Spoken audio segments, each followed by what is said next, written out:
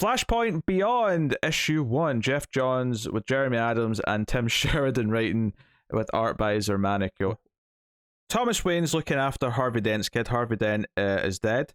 I think that happened in the Flashpoint Batman miniseries, but it's been so long that I don't remember. Yeah, I don't remember the details of that event, especially the side stories. I kind of lost. I mean, that was over a decade ago at this point. Yeah, literally, it was over a decade ago. So yeah, yeah. So that's like a little whatever, right? Because I obviously, if you go back and read that mini, I'm sure it would, some of this would link up a bit nicer. But Thomas Wayne is basically frustrated because obviously Barry's dead. Someone's behind this, like changing the timeline back. He wants to figure out who it is, and he's looking into it. And this leads him to the UK because Aquaman and Atlantis have taken control from the Amazons, and they've got Wonder Woman held captive. And Thomas Wayne Batman shows up. He's going to take her lasso, and Wonder Woman's like, "If you take this lasso from me, I'll kill you."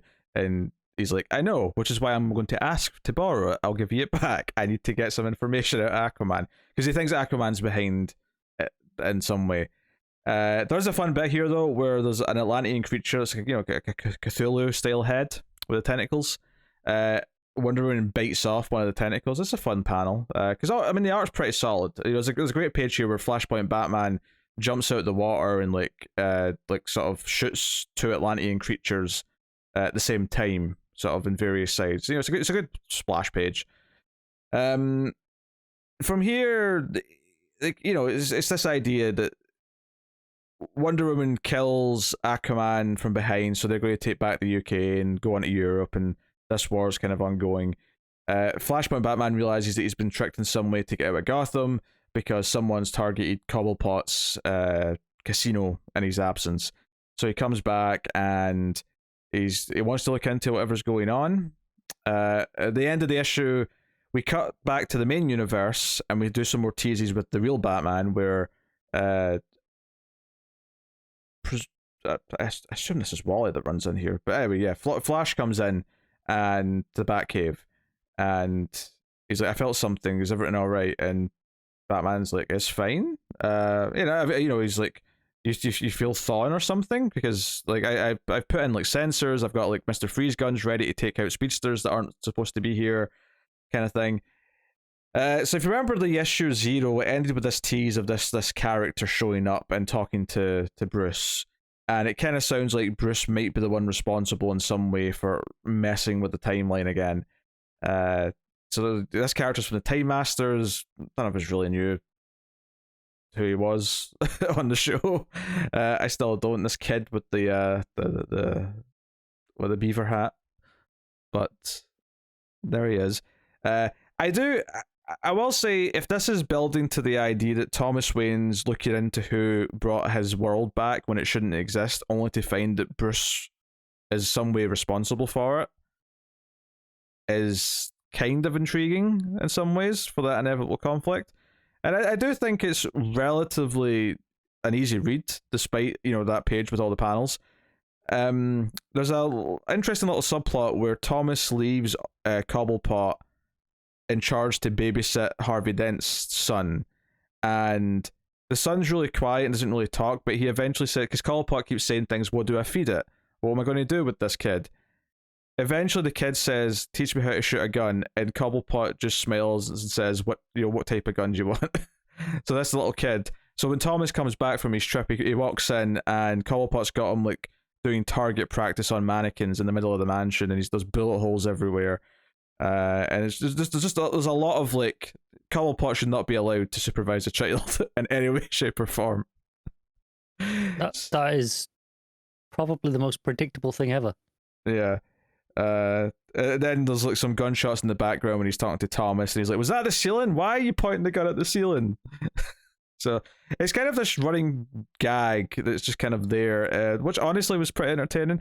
Like, this is a pretty decent read, in all honesty. I think John, still being the one who's plotted it, does kind of shine through a little bit in that it's that, it's for other things that I've read from Tim Sheridan and Jeremy Adams, which I've not enjoyed. This is definitely better than those. Now, does it justify this book's existence yet? I mean, I wouldn't say so, but is Jeremy Adams not the one writing The Flash that you're enjoying right now?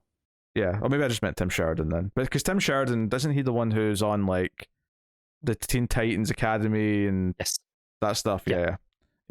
Oh, fair play to Jeremy Adams then, because I actually like his book.